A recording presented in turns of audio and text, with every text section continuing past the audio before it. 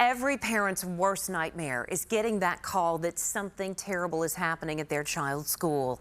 I talked with Mandel, the CEO of XSponse. Now, he built technology that schools in other states are now using.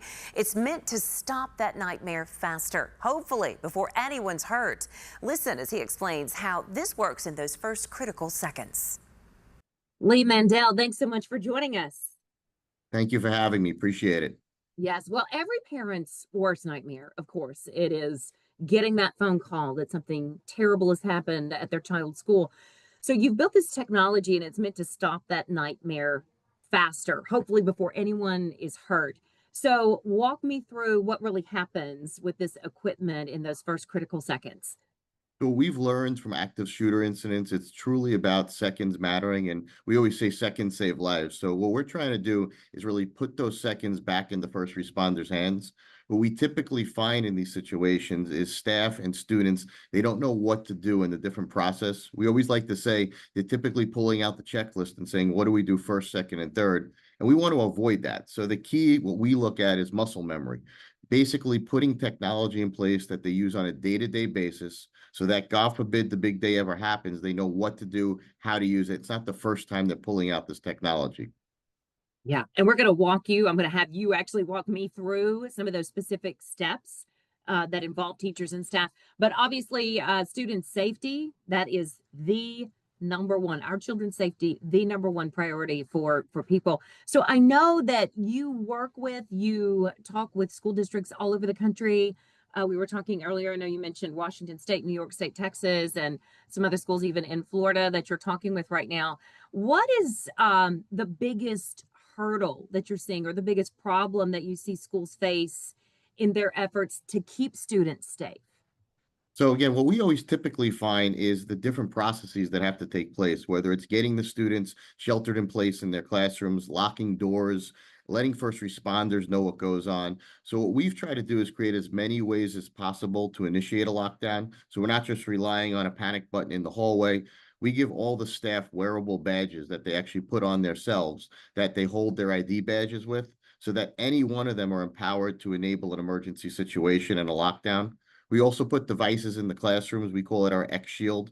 Those devices are the first in the country that have a patent pending camera inside of it. So you're not allowed to put cameras in a classroom. We put mechanical shutters that physically open and close electronically. So we give the staff and the students privacy when they're not in use, but God forbid of an emergency situation, they can, if they choose, open those cameras and share them with first responders. And we've been told it's like putting a cop in every single classroom. And who wouldn't want that during an emergency situation? Wow. Okay, so walk me through what happens specifically. Let's see, it's a scenario where a teacher sees a threat. So you mentioned this badge, like this lanyard that they're wearing. So what happens? What is so different about this particular badge? What do they do? So typically, most teachers have an identification badge on them that they use for access to rooms and whatnot. So we basically take that badge, put it in our badge holder, and that holder has a button on it. And that button can be programmed to do multiple things. For instance, they can program it to call security, or they can program a different amount of button presses to initiate a lockdown. And when that happens, we can put the whole school into lockdown, meaning we can make announcements over the PA system, automated with the principal's voice. We can lock doors. We can contact the police. We can flash strobe lights, open access to cameras. Everything happens simultaneously and automatically within a matter of seconds. And they're using these badges on a day-to-day basis. So they're used to it. They're comfortable with it. We've had scenarios where they use it in non-critical situations. For instance, they'll use it to call the nurse and whatnot. And then we have displays around the entire campus that actually light up and will actually show messages on them, strobe lights and indications so that we know what's going on. And all of this is populated on an electronic floor plan that can be shared with first responders. So imagine being able to see where people need help, where we have staff located. We're able to track only during an emergency exactly where everyone is. And then each classroom has one of our X Shield devices so that they can check in and let people know, do we need help? Is there medical assistance needed? Are we safe in this room? So it really gives first responders eyes on the scene, even allows first responders to make announcements over the PA system remotely, and even open and close doors so they can gain quick access. Because like we said at the beginning, seconds matter and seconds truly save lives. Well, and in simulations, I'm sure you guys have done lots of testing involving this, whether it's with staff, students, school systems, whatever the case may be. But when you've tested this, what has happened? What kind of response time improvements have you seen? Because I know the main thing is obviously getting word out that there is a problem, isolating that, getting first responders that help message immediately to get them in faster. So what kind of response times, what kind of improvements are you seeing? So we've done drills without the technology where we've put a simulated shooter in the campus and we've let the first responders try to locate that shooter. And then we've done drills where we use technology, different technologies, not just our technology, but any technology. And when we're able to give first responders eyes on the scenes before they even arrive on site, it's a game changer. It truly is a game changer. And now when we add eyes into the classrooms, it really enhances the response time. We can see 30 to 70 seconds response time increased just by having technology. And again, 30 to 70 seconds doesn't sound like a lot, but in an active shooter situation, it's an eternity. Just imagine knowing where they have to go into the building, where the shooter is located. And one of the other big points is all of these shooting situations have ended when the actual bad person who's in the building knows that the first responders are there or knows that the first responders are on their way. So if we can make that announcement by a first responder within seconds of the event happening, it's going to end the incident that much quicker, which ultimately is going to save lives. Obviously, there are many school safety solutions that are out there now that are emerging. What would you say sets the system really apart? I know you've been with this company, basically formed it a few years ago, but this is now being implemented in some schools. But is there a difference with this versus, there are a lot of similar types of technology out there right now? So we consider XSponse an ecosystem. It's a true platform end to end. It works with everything a school has in place. So they're not ripping out any of their existing cameras or the technology. It's an enhancement. But what it does is it has day-to-day use cases as well. So for example, teachers use our mobile app all day long for morning announcements, the Pledge of Allegiance. They make announcements on their phone.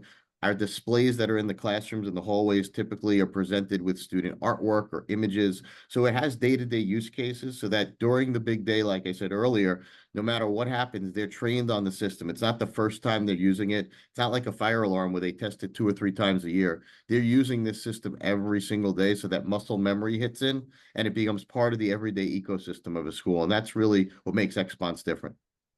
What motivated you personally to do this, to even say, okay, we've got to have this. I need to develop this new safety technology. We need to have this in schools. What kind of hit you? What went through your mind to say, I've got to do something? So I was a security integrator for 19 years. I went through Sandy Hook and Parkland, and I sold my company in 2019. And after Parkland, I got to meet several of the families who were affected by these tragedies. And I felt after I sold my company in 2019, my mission truly wasn't done. And I got back together with the parents from Parkland that became close friends of mine, and we created this company. I'm working with Andrew Pollock and Ryan Petty. Ryan's actually our chief product officer and helps us design a lot of the technologies. And Andy's a government advocate for us who really helps us get the message out. So it's truly a good feeling. We feel like the mission is back on, and we're truly doing everything we can to make sure another parent doesn't get affected like Andy and Ryan have. Yeah. In using this particular system, what kind of training would be involved for staff, specifically teachers, that type of thing, to make sure that, the technology works effectively? Typical security systems, you test once, twice, up to 8 times per year. What we do is with our technology, we have day-to-day use purposes of the technology. Like I mentioned earlier, the staff use it every single day to control doors, to give access, just to make morning announcements, or even to call the nurse's office from the main office or from a mobile device. So by them using it every day, they're training without formally training for a big event. They're not scared of this device on the wall or this badge that they're holding in their hand because they use it for day-to-day purposes. So that God forbid they need to use it, it's not a scary device that they don't have the history of utilizing. When you look at what happened in Sandy Hook in 2012, the first person whose life was taken was the principal. And that was based off the fact that she was the only person who knew how to make the PA system work. And there were so many challenges. We want to take that guesswork out of it. We don't want any staff to have to be nervous or stressed out more than they already are. So we automate the process and really speed up that response time. Where do you see school technology a decade from now, 5, 10 years from now? What do you think is going to continue to evolve?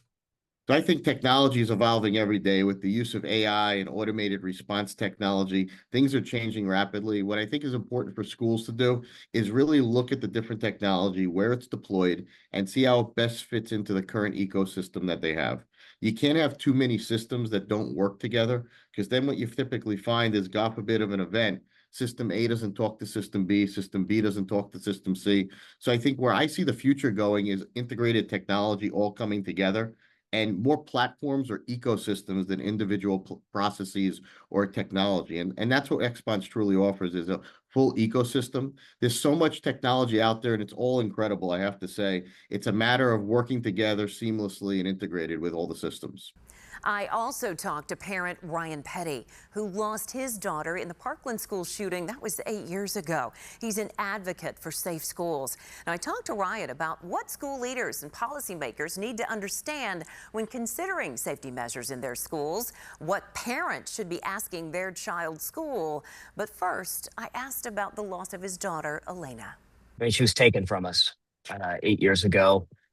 What it's meant for me has been absolutely life-changing. And what I miss most about Elena was just her smile and getting a chance to see her grow up, which I won't get to do. So it's been the hardest thing I've ever had to deal with personally. It's been challenging for our family, but as a family, we've rallied together and taken care of each other and gotten through it. I know that you are now working with a company that's focused on preventing that very type Right. of tragedy, like the one Sure. family experienced. So, what made you decide to take that step? Yeah. So, Holly, I've done a bunch of things. I sit on the State Board of Education in Florida. I'm the chair, actually. So I've had a front row seat to protecting Florida schools. I've worked with the Secret Service. I sat on the commission that investigated Parkland. I was appointed by then Governor Scott to do that. So I've had a front row seat almost from day one into how do we stop these kinds of tragedies from happening? How do we protect our nation's schools? I'm grateful to say that we've done a lot, particularly in the state of Florida. We've done a lot to change the way we think about school safety. Number one, we've made it a priority. So the lesson coming from Parkland in so many places around the country I see is that a tragedy will happen. There's a momentary, almost fleeting moment of political will to do something, and then everybody kind of moves on. And unfortunately, the next tragedy happens. Now we have, and I'll knock on wood here, we in Florida have not had another Parkland-style tragedy, and I think it's because we've taken an approach of prevention. We've improved our response. And we worked on protecting and securing our schools. And so I work for a company called XSponse as the chief product officer. And I joined this effort because this was the first solution that I saw that was a comprehensive solution that would improve the emergency response if there's any kind of an emergency, not just an unfortunate active assailant attack on a school, but health emergencies, disruptions in the classroom, any kind of event can be captured by our solution, and we can take automated action. So one of the lessons out of all these tragedies is that there's chaos. And one of the things XSponse does is help to remove the chaos, orchestrate the response so that everybody knows what's going on and what the next thing they need to do to either keep themselves safe, keep their classrooms safe, or allowing first responders to see what's going on so that they can provide the quickest response. When you see, there's lots of emerging technologies. Obviously, this one is one that has recently come out in the last couple of years. But when you see this type of technology, that's, one of the focuses is about responding faster in these types of emergencies. What kind of goes through your mind as a parent who's actually lived through really the worst? Yeah, what we've learned from so many of these, Holly, is that seconds matter, right? Every second we can shave from the response time, we can save lives. And so the average active shooter event is less than 6 minutes. Usually they average around 5 minutes. Responding law enforcement doesn't get there for 7 to 10 minutes.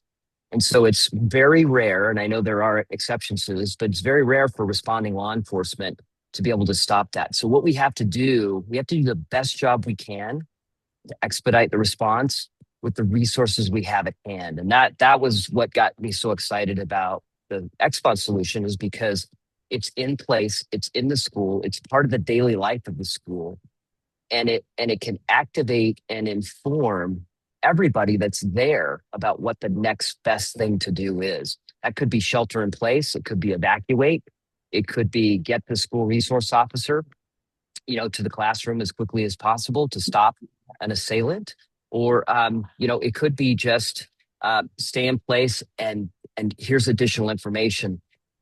I think as a parent, what that means for me is that, if my child's in school, I know that that child has an opportunity to protect themselves. That's not something that my daughter had the ability to do. She didn't know what was going on, and she sought shelter next to her teacher's desk. Unfortunately, that was in the line of fire. Our hearts go out to you and all the families involved, certainly. What would you say? It's really a parent's worst nightmare for anything terrible to be playing out. What would you say to other parents who worry every day just about sending their child to school? Yeah. A couple things I tell parents. One is, make sure you talk to the school administrators to understand if they have an active assailant policy. Ask them if they have a prevention plan in place, if they use a tool called behavioral threat management or behavioral threat assessment and management. That's sort of the best practice in the prevention area. What it does is it brings a multidisciplinary group within a school that can be teachers, principals, school resource officers, mental health professionals together to identify threats early and take steps to prevent tragedies from happening. That's the number one thing I would tell parents. And if they're not happy with the answers, then they need to go to their school board members and they need to apply pressure to the school board members to fix the deficiencies that they see in their kids' school. Mm-hmm.